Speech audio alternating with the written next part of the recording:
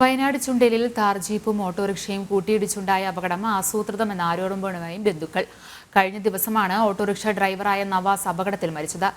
താർ ഡ്രൈവറായ സുബിൽ ഷാ മനഃപൂർവ്വം ഓട്ടോയിൽ ഇടിച്ചതാകാമെന്ന് നാട്ടുകാർ പറഞ്ഞു. താർ ഓടിച്ച സുബിൽ ഷായുടെ ഹോട്ടലിന്റെ മുൻഭാഗം നാട്ടുകാർ തല്ലിത്തകർത്തു.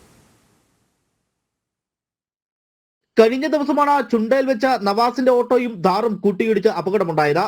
സംഭവത്തെ തുടർന്ന് നവാസ് മരിക്കുകയും ചെയ്തു. എന്നാൽ ഇത് അപകടമരണമല്ലെന്നാണ് നാട്ടുകാർ പറയുന്നത്. നവാസും താർ ഓടിച്ചിരുന്ന സുബിൽ ഷായും തമ്മിൽ വൈരാഗ്യമുണ്ടായിരുന്നു.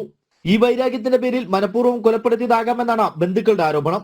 ഇത് പ്ലാൻ ചെയ്ത് അവനെ വിളിച്ചു വരുത്തി ശരിക്ക് കറക്റ്റായിട്ട് ചെയ്ത ഇതാണ്, ആക്സിഡന്റ് മർഡറാണ്. അതെ, ഇവൻ ടാക്സി ഓടുന്നതാണ്. അവൻ രാവിലെ 4:30 മണിക്ക് ചുണ്ട സ്റ്റാൻഡിൽ എത്തുന്ന വ്യക്തിയാണ്. വെച്ചാൽ ദിവസം നമ്മൾ വിളിച്ചെന്നും ബന്ധപ്പെടുന്ന ആളാണ്. മിനിഞ്ഞാന്ന് വീട്ടിൽ രാത്രി ഒരു പരിപാടിക്ക് ബന്ധപ്പെട്ട് വന്നിട്ട് അത് കഴിഞ്ഞ് വീട്ടിൽ രാത്രി 10:30 മണിക്ക് വീട്ടിൽ നിന്ന് അവൻ്റെ വീട്ടിലേക്ക് പോയതാണ്.